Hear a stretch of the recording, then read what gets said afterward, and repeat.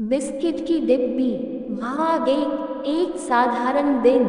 राजेश एक मध्यम वर्गीय परिवार से ताल्लुक़ रखता था और शहर में एक छोटी सी नौकरी करता था।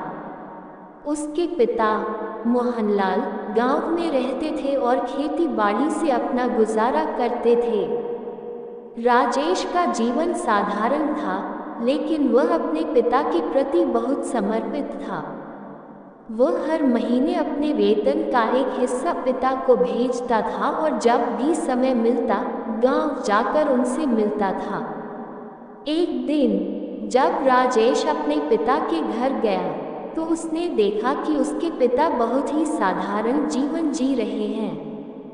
उनके घर में न कोई लग्जरी चीज़ें थी और न ही कोई बड़ी सुविधा, लेकिन एक चीज़ जो राजेश को हमेशा से आकर्षित करती थी वह थी एक पुरानी बिस्किट की डिब्बी जो उसके पिता की अलमारी में रखी थी। राजेश ने कई बार उस डिब्बी के बारे में पूछा, लेकिन उसके पिता ने हमेशा मुस्कुराकर कहा, ये सिर्फ कुछ यादें हैं।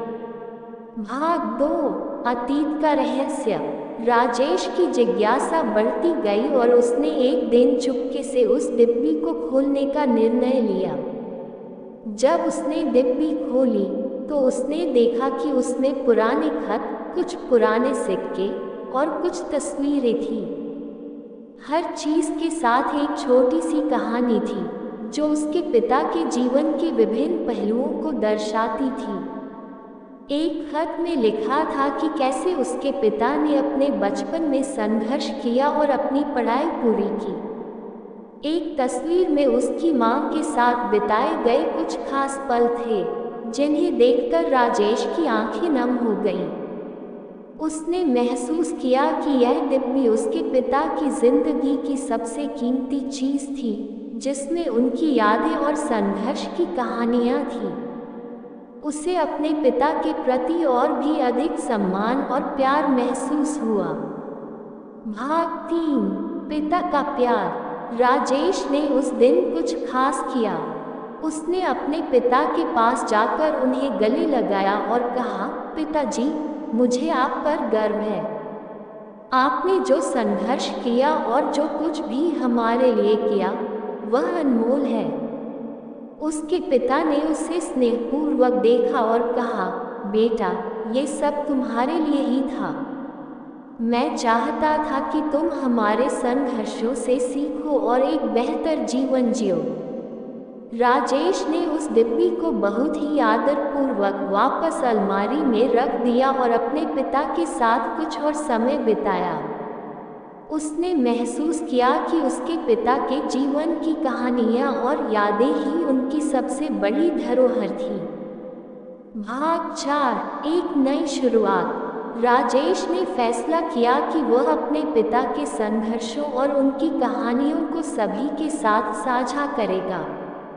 उसने एक ब्लॉग शुरू किया और उसने अपने पिता की कहानियों को लिखना शुरू किया। उसकी कहानियाँ लोगों के दिलों को छू गईं और जल्दी ही वह ब्लॉग बहुत ही लोकप्रिय हो गया।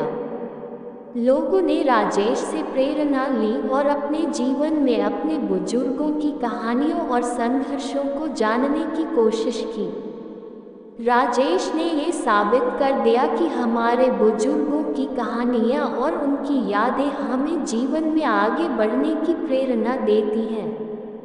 मिली। भाग 5 विरासत। राजेश का ब्लॉग अब एक पुस्तक में परिवर्तित हो गया, जिसका नाम था बिस्किट की डिब्बी। इस पुस्तक में उसके पिता की कहानियाँ और संघर्षों का संकलन था। ये पुस्तक लोगों के बीच बहुत ही लोकप्रिय हो गई और राजेश को बहुत सम्मान और पहचान मिली।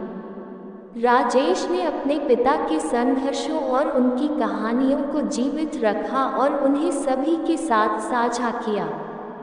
उसने ये सिखाया कि हमारे बुजुर्गों की यादें और उनकी कहानियाँ हमारी सबसे बड़ी धरोहर हैं, जिन्हें हमें संजो कर रखना चाहिए और अगली पीढ़ी को सौंपना चाहिए। समापन। इस कहानी के माध्यम से हम ये समझ सकते हैं कि हमारे जीवन में हमारे बुजुर्गों की यादें और उनकी कहानियाँ कितनी महत्वपूर्ण हैं। ये हमें न केवल हमारे अतीत को जानने का मौका देती हैं, बल्कि हमें हमारे भविष्य के लिए प्रेरित भी करती हैं। राजेश की तरह हमें भी अपने बुजुर्गों की कहानियों और उनकी संघर्षों को जानने और उनसे सीखने की कोशिश करनी चाहिए। यही हमारी असली विरासत है।